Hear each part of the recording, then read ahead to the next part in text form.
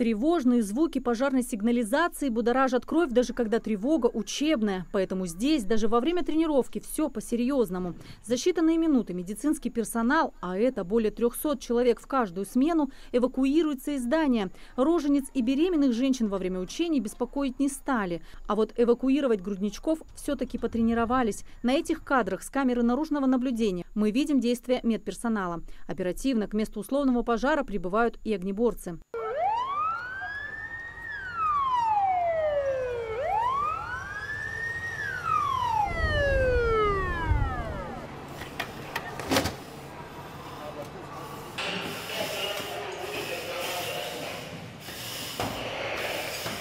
По замыслу учений пожар возник из-за короткого замыкания электропроводки в малом операционном кабинете. Огонь распространился и на предоперационный кабинет. Звено газодымозащитной службы в аппаратах защиты органов дыхания заходит в здание на поиски пострадавших. Тех, кто не смог самостоятельно выбраться из задымленного помещения. Их оказалось несколько. И это не беременные женщины и не малыши.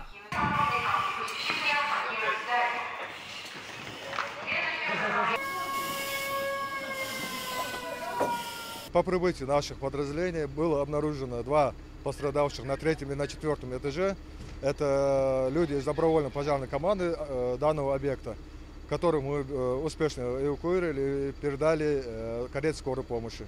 С условным пожаром в перинатальном центре боролись 45 огнеборцев с привлечением 8 единиц специализированной техники. Когда речь идет о безопасности самых беззащитных, беременных женщин и младенцев, каждое действие должно быть отточено, а работа слажена.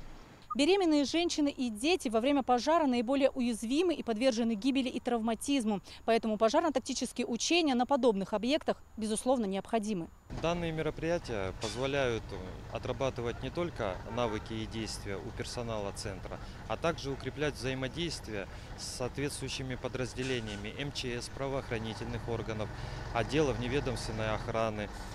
Также в данных учениях принимали участие ДРКБ, это детская республиканская клиническая больница, Центр медицины катастроф и ресурсоснабжающие организации. Важные медицинские процессы в операционных на время пожарно-тактической тренировки не останавливались. Впрочем, не придется прерывать их и в случае реального пожара. Здание перинатального центра построено с учетом вероятности возникновения различных происшествий. Оно разделено на 4 блока. И в случае возникновения возгорания в одном из них, в других можно будет продолжить срочные медицинские операции. В целом, пожарно-тактические учения оценили на отметку удовлетворительно. К устранению недочетов приступили сразу же после объявления ликвидации условного пожара. От правильности действий персонала и задействованных служб может зависеть жизнь и здоровье самых беззащитных людей. Анастасия Шишина, Хасан Евлоев, Магаз 24.